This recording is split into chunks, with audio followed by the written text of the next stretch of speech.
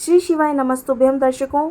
वट सावित्री व्रत ज्येष्ठ माह के कृष्ण पक्ष की अमावस्या और पूर्णिमा तिथि को रखा जाता है। कुछ महिलाएं इस व्रत को सप्तमी तिथि के दिन भी रखती हैं। यह व्रत बहुत ही खास होता है क्योंकि यह पति की लंबी आयु और घर में सुख समृद्धि के लिए इस व्रत को रखा जाता है। कहा जाता है कि वट सावित्री व्रत के दिन आप पूरी निष्ठा श्रद्धा से अगर वट वृक्ष की पूजा करती हैं तो आपके पति की लंबी आयु होती है। कभी भी अकाल मृत्यु का भय उसे नहीं सताता है, अकाल मृत्यु भी नहीं होती है। कहा जाता है कि वट सावित्री व्रत के दिन आप निर्जला व्रत भी रख सकते हैं। अगर निर्जला व्रत ना रख पाएँ तो आप फलाहार भी कर सकते हैं, लेकिन फलाहार आपको पूजा के बाद करना है। अब हम आपको कुछ उपाय बताने वाले हैं जो वट सावित्री व्रत के दिन आप जरूर करें।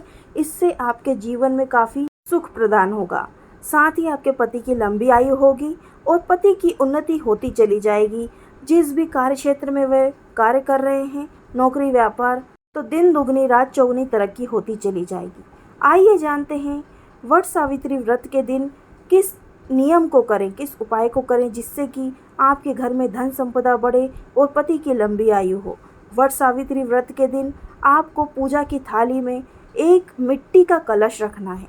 मिट्टी का कलश होना चाहिए, थोड़ा बड़ा सा होना चाहिए, जिससे कि आप 7 परिक्रमा जल अर्पित करते हुए कर लें। अगर एक परिक्रमा भी आप जल अर्पित करते हुए कर लेंगे वट वृक्ष की तो बहुत ही खास माना गया है। मिट्टी का ही बर्तन लेना है आपको, संभव हो सके तो मिट्टी का कलश ले लें और मिट्टी के कलश में आप ठंडा जल भर लें। ठंडा जल होना चाहिए, इस बात का विशेष ध्यान रखें क्योंकि गर्मी का समय चल रहा है। और उसके बाद आपको एक पंखा लेना है। पंखा आप ताड़ के पत्ते का ले सकते हैं या फिर आप बांस के पत्ते का ले सकते हैं। बांस का भी पंखा बनता है जो आपने देखा होगा, आजकल बहुत कम देखने को मिलते हैं, लेकिन वह पंखा आपको लेना है। उस पंखे की पूजा करनी है विधिवत वट वृक्ष के नीचे रख करके। फिर आपको पूजा के दौरान सबसे पहले ऐपन चढ़ाना है। ऐपन किस तरीके से बनाना है वह वीडियो हमने अलग से डाल रखा है। हल्दी और चावल के आटे को घोल करके ऐपन बनता है, उसे आप वट वृक्ष पर पूजा के सिंदूर की जगह पर इस्तेमाल करें। हल्दी कुमकुम ऐपन लगा करके आप वट सावित्री व्रत की पूजा करें, साथ ही सुहाग की सामग्री भी अर्पित करें और फल निवेद्य और साथ में बरगदे जो कि गुलगुले टाइप बनाए जाते हैं, मीठे भजिए जिसे बोलते हैं, और पूरी जो हम रोज़मर्रा की ज़िंदगी में खाने में इस्तेमाल करते हैं, वही पूरी और गुलगुले दोनों चीज़ आपको बना लेनी है जिसे बरगदे कहा जाता है। वह भोग में लगानी है, 2 पूरी और 2 बरगदे लगा दें। और उसके बाद कच्चा सूत ले लेना है और बरगद के वृक्ष की 108 या फिर 7, 11, 21, 51 जितनी भी परिक्रमा आपको लगानी है, अपनी श्रद्धा अनुसार जैसा बन सके वैसी ही आप परिक्रमा लगा लें। परिक्रमा लगाने के बाद में वट वृक्ष के नीचे बैठकर आपको वट सावित्री व्रत की कथा सुननी है। सत्यवान और सावित्री की कथा का वीडियो हमने अलग से डाल रखा है, उसे अवश्य देखिएगा। उसमें पूरी कथा सुनाई गई है, आप उसे सुन सकते हैं। उसके बाद आपको वहीं बैठ कर के वट वृक्ष के नीचे बैठकर ही अपना व्रत का पारण करना है, यानी कि आप निर्जला व्रत रखेंगी। सुबह से कुछ भी नहीं खाना है आपको, इस बात का विशेष ध्यान रखें।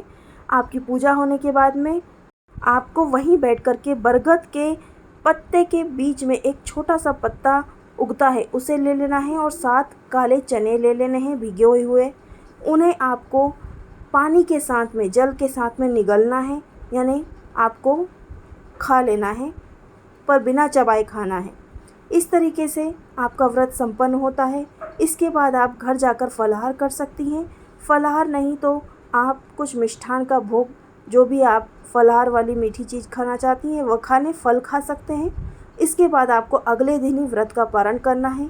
यह व्रत पूर्ण रखा जाता है पति की लंबी आयु के लिए और साथ ही आपके बच्चों के सुख शांति और समृद्धि के लिए भी इस व्रत को रखते हैं। इस व्रत में विशेषकर ध्यान रखने योग्य यह बात है कि जो पंखा हमने ले गए थे, जो कि बांस का या ताड़ का पत्ते का होता है, उसे वापस ले आना है और उससे आपको अपने पति की हवा करनी है, थोड़ी सी एक नेक होता है।